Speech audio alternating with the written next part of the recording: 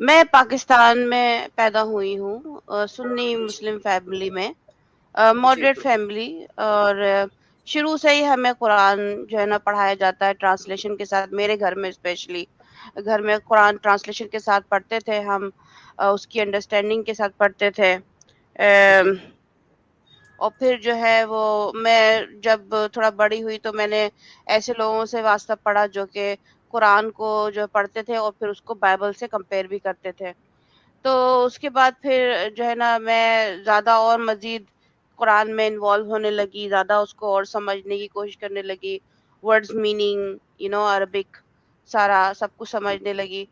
تو جی جب مجھے ایکسپیرینس ہوا کہ لوگ جو ہیں مسلمان جو ہے نا وہ لیڈیز کے ساتھ کس طریقے سے بیہیو کرتے ہیں، میرے ساتھ کس طریقے سے پرسنلی جو لائف میں میرے جو ایکسیڈنٹس ہوئے ہیں، ایونٹس ہوئے ہیں، وہ کس طریقے سے مجھ سے بیہیو کیا، اور میں بالکل اپنے آپ کو جیسے کہتے ہیں کہ نا انوردی اور ڈسرسپیکٹڈ، اور مطلب ویلیو کوئی ویلیو نہیں نا. تو اس وجہ سے مجھے فیل ہوتا تھا کہ بینگ اے وومن جو ہے مجھے ایسے لوگ کیوں بیہیو کر رہے ہیں.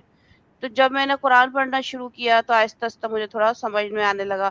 پھر اس کے بعد وہ اور مزید بڑھ گیا جبکہ میری جو میری ڈیورسز ہوئیں، اس کے بعد جو جی میرے ایکس ہسبینڈ نے جو میرے ساتھ ایسا بدسلوکی کی ہے اس سے پہلے سے ہی، تو اس کے بعد اور زیادہ مجھے ایکسپیرینس ہونے لگا کہ یہ کس طریقے سے مہیلاؤں کے ساتھ برا سلوک کرتے ہیں.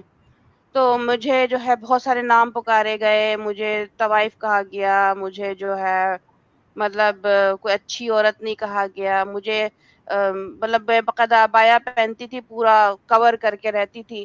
اور یہ کہ جی مجھے کوئی فرینڈز بنانے کی اجازت نہیں تھی، مجھے ہنسنے کی اجازت نہیں تھی. اگر میں ہنس بھی دی یا اسمائل بھی دے دی تو ایسا سمجھا جاتا کہ میں کوئی خراب قسم کی خاتون ہوں. تو اس او نو طریقے سے مطلب مجھے بہت زیادہ ایسا کر کے رکھا گیا. پھر جو ہے نا اگر ہنس دی تھوڑا سا، اگر کسی کوئی جوک ہو گیا، کوئی اگر ایسا اسمائل بھی ہو گیا تو غلط مجھے بتایا گیا کہ ہاں میں کوئی مرد کی اٹینشن چاہ رہی ہوں. اس قسم کی باتیں کی جاتی تھیں. تو بالکل جیسے سائیکولوجیکل ڈیمیج کر کے رکھ دیا گیا تھا کہ مطلب نہ ہنسو نہ فرینڈ شپ بناؤ، اور ادھر کیوں مطلب بالکل جیسے اور ابایا میں بالکل کورڈ. تو اور اسی کے ساتھ ساتھ پھر اسی کے درمیان ایک مجھے پتا چلا کہ نکاح کا مطلب کیا ہے. ایک قرآنیون تھے گروپ، وہ جو تھے جو صرف قرآن پہ بلیو کرتے تھے، حدیث پہ نہیں. تو وہ ان کی 2-3 بیویاں اور تھیں پہلے سے، تو وہ انٹرسٹڈ ہوئے تو انہوں نے مجھے بتایا کہ نکاح کا مطلب یہ نا کہ مطلب اگر آپ کی پرمیشن ہو تو میں مطلب کھل کے بتانا چاہوں گی کہ جی جی نکاح کا مطلب ہوتا ہے، جی نکاح کا مطلب ہے انٹر کورس. اور انہوں نے یہ بتایا سورہ نساء 4 اور اس کی 3 ورس کو لے کے کہ دیکھیں اس میں جو ہے کوئی الگ الگ نہیں کہا گیا ہے، اس میں ہے کہ گروپ سیکس ہوگا. تو جب آپ کی اگر ایسا ہوگا، اگر ان کے ساتھ میں اگر شادی کرتی ہوں تو ہوں میرے ساتھ بھی گروپ سیکس ہونے والا ہے، یعنی کہ ایک رات میں ان کی بیویاں بھی موجود رہیں گی اس کمرے میں، او مائی تو ان گاڈ کے ساتھ بھی. جی اور پھر مجھ پہ یہ کہا گیا کہ مجھے 0 سائز ہونا ہے پہلے، تبھی یہ سب چیزیں ہوں گی. تو تو میں دس اس واز وقت سن کے جی this was your I mean your first marriage or second marriage میں ہوا نو یہ؟ No no no that's actually I just jump یہ جو ہے تھرڈ، جب دو شادیاں ڈیورس ہو گئی تھی اس کے بعد جو تھرڈ والے ہیں یہ انہوں نے اپروچ کیا تھا ارادہ رکھنے کے لیے کہ مجھ سے اچھا شادی کریں گے. اچھا تو پہلی اچھا جو شادی ہوئی تھی میری پاکستان میں ہوئی تھی، اور جب میں کافی لیٹ mid-20s تھی. تو وہاں پر ہوئی تھی پاکستان میں، حیدرآبادی فیملی تھی، جماعت اسلامی کی تھی. تو وہاں پر جو ہے جب شادی ہوئی گھر گئے تو وہاں پر جو ہے مجھے اپنا کمرہ بند کرنے کی اجازت نہیں تھی. او اپنا کمرہ بند کرنے کی اجازت نہیں تھی بالکل. جیسے میں گھر کا کام میں نے ولی میں جیسے شادی کے دوسرے دن سے کام کرنا شروع کر دیا تو میں اپنا کمرہ کا دروازہ بند نہیں کر سکتی تھی. تو ایک دفعہ سسر سانس نہانے چلی گئیں، وہ 1 گھنٹے تک نہاتی تھیں. تو سسر آئے میرے کمرے میں اپنی شرٹ بدلنے لگے. تو میں پورا اس وقت بھی پورا اوپر سے لے کے نیچے تو جو بڑی چادر ہوتی ہے کور کر کے وہ جی میں رکھتی تھی پوری لمبی چادر. تو وہ اوڑھ کے پھر میں کھڑی ہو گئی ادب سے کہ بھائی بزرگ ہیں کمرے میں آئے ہیں.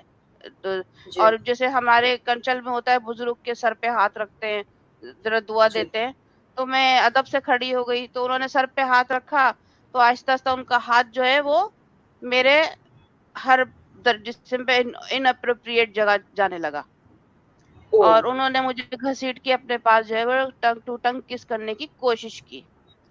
تو اسی وقت ہی مجھ میں کیا ہوا ہے کہ میں نے ان کو بہت زور سے میں نے پنچ مارا ہے, اور پنچ مار کے یہ ہوا ہے کہ وہ جو سسر ہیں وہ میرے دور ہوں دیوار پہ جا کے گرے ہیں, چھپکلی کی طرح ہوں چپک گئے تھے, وہ نیچے گر گئے. تو پھر انہیں پھر انہوں نے جو ہے وہ مجھے دھمکی دی کہ اگر میں نے اپنے ایکس اس وقت کے جو ہسبینڈ تھے اس کو بتایا تو پھر جو ہے مشکل میں آ جاؤ گے ڈیورس. تو میں نے اپنے ایکس ہسبینڈ کو کال کی, اس کو بتایا. تو پہلے تو بڑا غصے ہو گیا کہ بھئی یہ میرا باپ ہے, اس نے میری جو پہلے جو بڑے بھائی کی بیوی تھی اس کے ساتھ بھی ہوں ایسے ہی کیا تھا.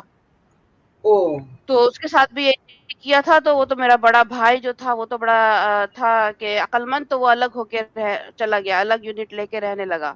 تو ہوں لیکن یہ کہ اس کے پاس میرا پیسہ بھی ہے, تو کہہ رہا اچھا ٹھہرو یہیں پر ہی, میں اپنی ماں سے بات کر آتا ہوں. وہ باہر گئے, بات کر کے ماں کے پاس سے بات کر جب واپس آئے کمرے میں, نقشہ ہی چینج.